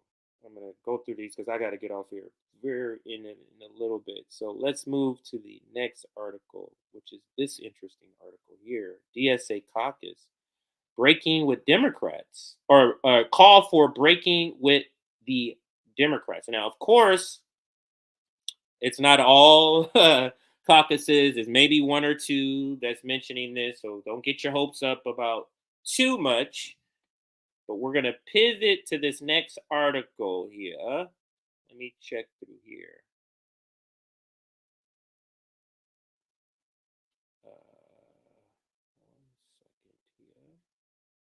Yeah, she's talking out of the both sides of her mouth. So let me take this off and put this back on and go through some of these comments. Even though I have a different graphic or a different article up. We're still on the tragic conundrum of Ukraine because I want to cover some of your comments.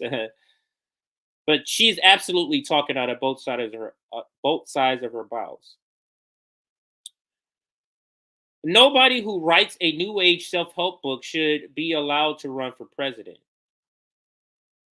If this represents Marianne's ability to analyze foreign policy, she should never be commander-in-chief. America has been brainwashed into thinking defense is imperialism and imperialism is defense. They are all anti-worker war pigs. Venture are the definitions of empire. You can't venture unless you are an empire. I get what you're saying. She is brainwashed by some anti-Russian sentiment as most Americans. And I think there is where we will end that segment with a couple of your comments. And now we move on to this topic. The DSA caucus calls for breaking with Democrats. And let's read this one. Where is this one? Okay, we're here. So let me close some of these now. Close some of these down. Do I need this? I do not need that. Do I need this? Maybe not, but let's now go here. Now, this article is from leftvoice.org.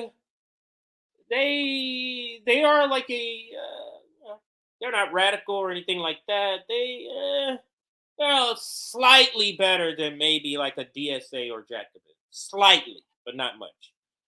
The time is now. DSA caucus calls for breaking with Democrats. When I saw this and I caught this article, I think it was on, I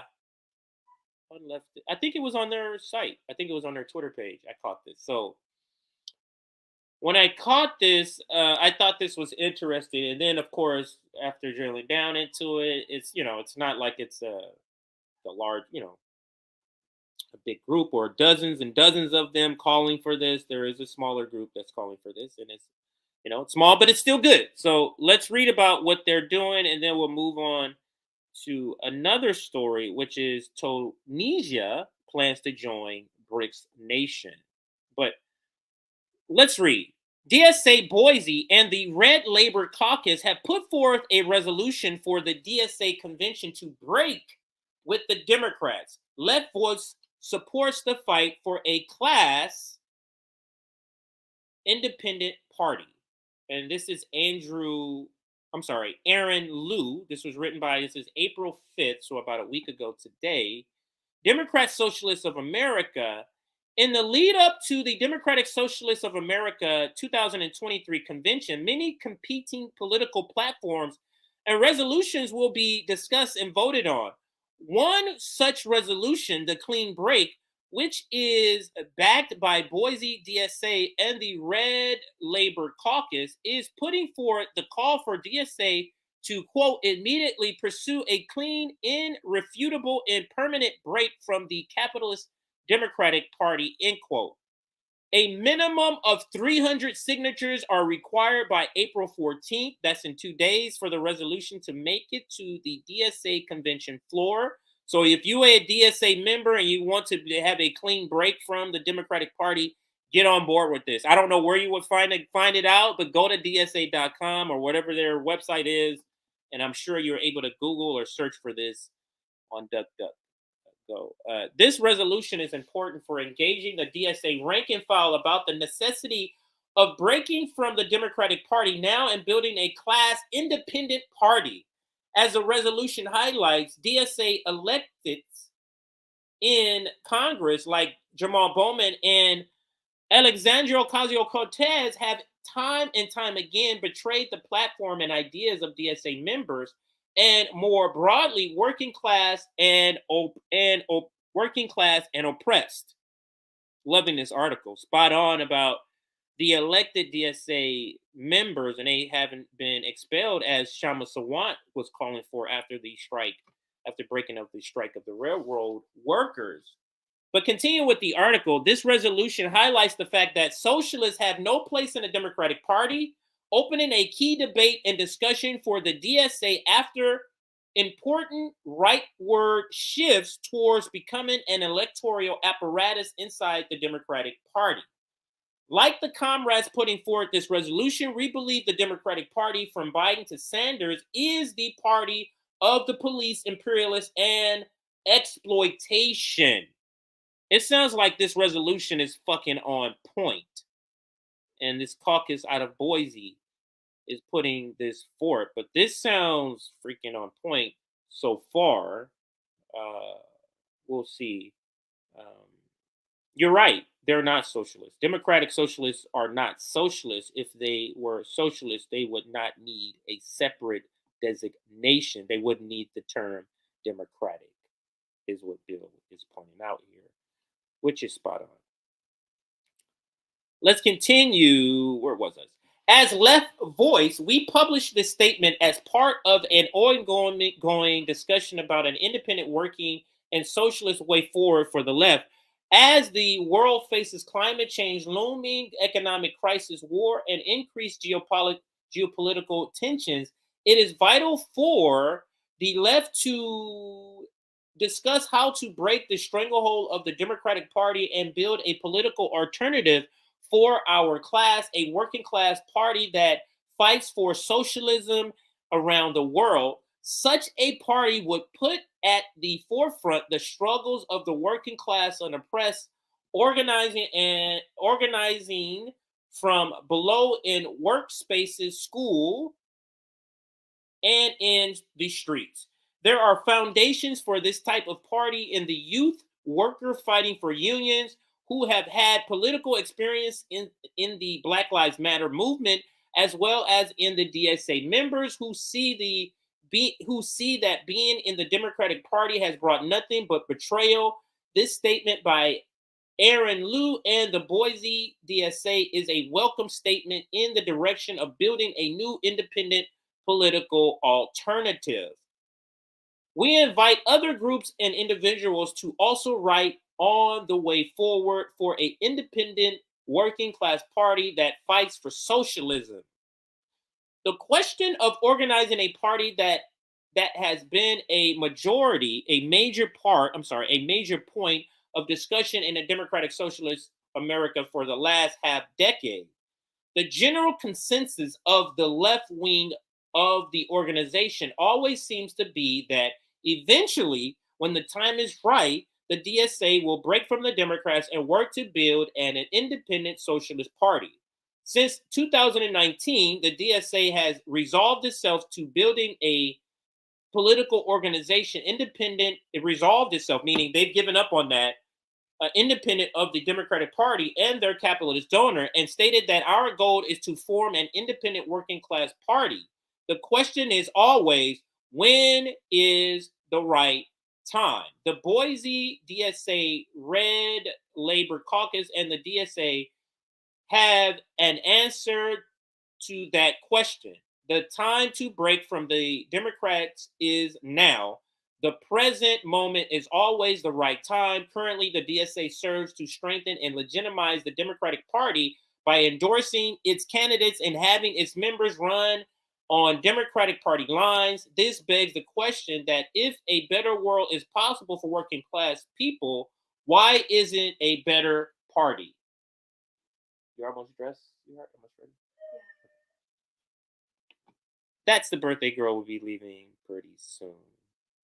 So check the rest of this article out if you would like. But this is pretty on point, in my opinion. This is pretty on point. So let me look at my thing here. So, oh. Gotta go to this. So let's go to this here and Twitter.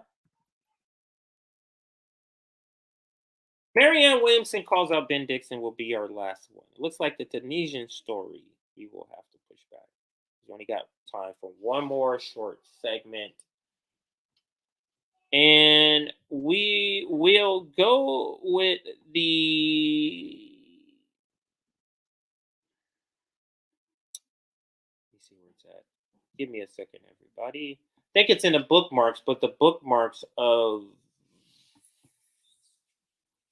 RBN main account. So let me go there. I believe it's in the bookmarks over there. Some of you may have not seen this. This exchange, and here it is. This exchange between Ben Dixon and Margaret Kimberley. So wanted to bring that to you. And we will go ahead and call this Margaret.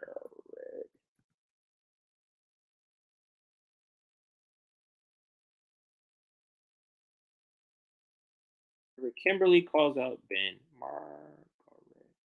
I have to sound out. This is how I can spell correctly. All right, we'll start here. Margaret Kimberley calls out Ben Dixon. And this is the tweet that we stumbled upon. And now what's unusual is that Ben Dixon at a point did have all of us blocked. He still has me blocked, and I think the individual members, but the main account is not blocked, like the RBN account. And that's how we were even able to see this. Because we follow Marianne, because we follow Margaret Kimberley, I guess because she made a comment here, this popped up. So scrolling through the feed, and we see this. Ben Dixon, or Benjamin Dixon, calling and saying white supremacy with the face of Marjorie Taylor Greene, of course, with lighting coming from the bottom to create this effect here. And you see it in horror movies or old horror movies. You have lighting that comes from the bottom at an angle like that. And that's how you present this look. But Margaret Kimberley goes, there's real white supremacy going on. Or maybe you want to say more effective white supremacy going on. And here's her comment. Does this make this bigger if I do it this way? Let's see. It does not. So I will just zoom in because I do want to make this slightly bigger. So here is Margaret Kimberley, and I'm going to see if I can find this tweet to get the rest of her exchange. Marjorie Taylor Greene is not the embodiment of white supremacy. I don't understand the level of interest in her. Now, I can't, let me see if I can find it at least, because I can't,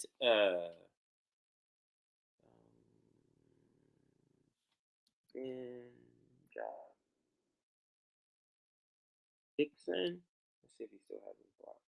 He doesn't. So then, let's go white supremacy. If this comes up here. Okay, so his tweet does come up. Now I can't, because I'm logged into my own account, so I can't show you this part. But let me go, and I can read it to you. The finish the thread that Margaret says here. Oh, actually, no, she doesn't quote tweet him. She's in the comments. So let me see if I can find her comment, everybody. And if I can find it, I'll read you the rest of it. But what's interesting, okay, I found it. I wonder if there's a way.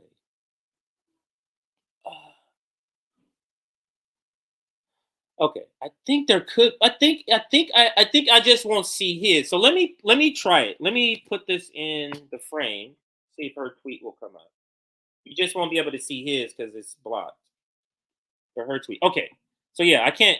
You see how his is blocked here, but we can see her thread. All right, so let's see what she does and what she says. Calling out Ben Dixon. Marjorie Taylor Greene is not the embodiment of white supremacy because he plays the culture war game. I don't understand the level of interest in her. It's because Margaret, and you may know this and you're pointing it out and you're alluding to it, is because Benjamin Dixon does participate in culture war. He does participate in the red blue fight. But she goes on to say this. I get what you mean, but Biden brags about giving police $30 billion. That's white supremacy. NATO is white supremacy. Biden bragging about crime bill is white supremacy. She's not the only one. It's the policies, not just the sentiments expressed. And do you know she says nothing? I don't think he hasn't responded either. Well, I just heard about you through a retweet from Socialist MMA, and I gotta say I'm impressed. Love the clear thinking perspective. I wish you the best and more influence. So Socialist MMA or Nick retweeted the screenshot we put out, and that's how, and we tagged Margaret in that screenshot. That's how he found and saw her reaction. But I love this. And this speaks to like when Jordan Sheridan from Status Quo and Anna Kasparian, like they make it seem like we avoid the white supremacists. Oh, you guys don't call out white supremacy and white supremacists in the GOP. Margaret Kimberley beautifully responds to that, because this is the same response we have to that, is that the Republican Party is not the embodiment of white supremacy, and I don't understand the level of interest in that. I get what you mean, though, Jordan, about the Republicans being racist, but Biden brags about giving the police $30 billion. That's white supremacy. NATO and their funding of Ukraine, quite literally, that's white supremacy funding Nazis. So it's just a difference. It's all about perspective. We're looking at a more grander scheme of things, and that's what Margaret Kimberley is pointing out here to Benjamin Dixon. There's a lot broader scheme of things when we're talking about white supremacy, and there's a lot other people that is being affected. There's a lot more harm being done by this type of white supremacy that Biden supports and the Democratic Party, but he can't go after that. Ben Dixon can't go after that because he props up the Democratic Party. This is why he can't engage on her, because one, she's his elder. What are you going to attack about Margaret Kimberley? So he has to ignore this. And I think I'll end it there. I got to get out of here pretty soon. But love this response from Margaret Kimberley to Ben Dixon. And I love how she calls him out, but calls him out in the way where she's teaching him, where she's saying, hey, this is the focus of white supremacy that we should be actually doing something about. Is this one. The Joe Bidens, the NATOs. Great. All right, we will end it there. I gotta get out of here and get my daughter to the event. Luckily, the event is not far from us. But hopefully you enjoy this stream. We still have Nick at night. I'm sorry, we still have Nick and CJ. Mondays, Nick and CJ. Tuesdays, RBN Live, all of us. Wednesdays is Nick and CJ, but we're separate, so that we make sure we cover every story, or a lot more stories we're not able to cover. We separate our shows. So I have the day shift. He has the night shift. So Nick at night tonight. Make sure you tune in. He'll be talking about the leaked document story also. So make sure you do that. And on your way out, if you will be so kind to hit that like button, well, we'll greatly, greatly appreciate it. And if you're able to support us, the GoFundMe scrolling down at the end. I'm trying to make sure I'm not forgetting anything here. I don't think I am. All right, so hit that like button on your way out. I don't think I'm gonna have an outro video unless there's something I can find extremely quickly. Let's see if there's something I can find extremely quickly here. Then we'll go ahead and play an outro video. Oh, I got all that for that I don't want to have to scroll through all that. So let's just go to the main page and see what videos we have here.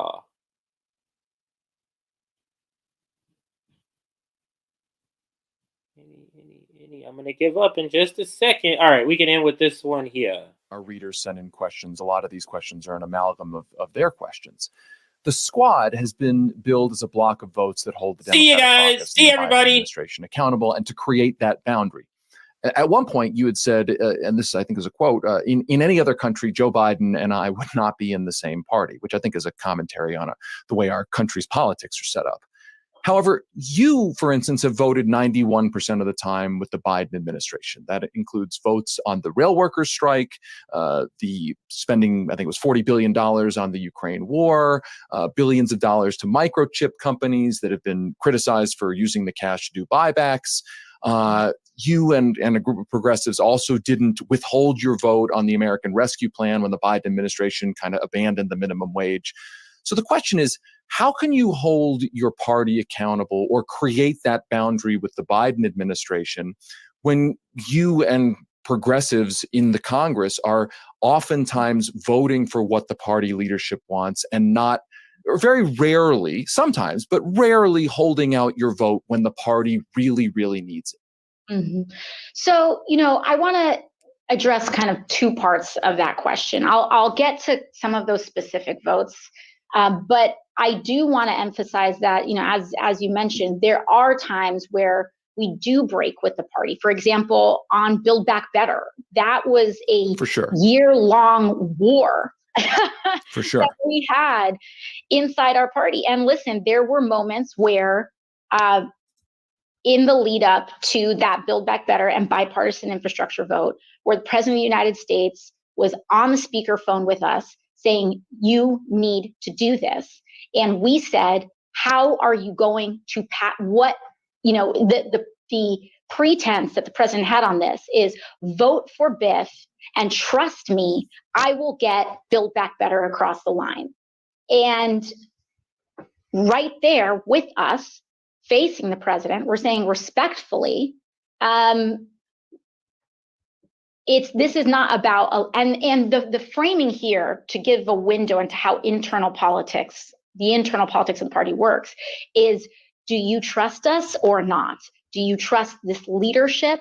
And you have to tell this person, right? This is the, Speaker Pelosi, President of the United States, the Vice President, you have members of the cabinet, and they use kind of like a collective environment. This is not a private conversation. It's almost like an invitation to try to say in front of everybody, and that challenge, and to stand up to the speaker and to the president and say, this is not a matter of trust at all. This is a matter of votes. And it's not that I don't trust you, it's that I don't trust Joe Manchin. And I don't know if I trust anybody to be able to bring consistency out of a person who does not have any. But all of that is to say is that I think that some of these votes also speak to that progressive infrastructure that we're talking about. When it comes to the rail vote, for example, we worked very closely with all elements of the rail workers, both not just the Teamsters, not just some of the other formal unions, but also those members of the unions that were rebelling against the initial round of these agreements. And it was in tandem with these organizations. Like when you look at, for example, RWU, and some of those folks that were leading the fight on opposing that initial agreement to a terrible contract, those were the folks that we were working with in developing our organizing strategy around this. And it was in following, the actual rail workers lead, both on both camps. This was not just about choosing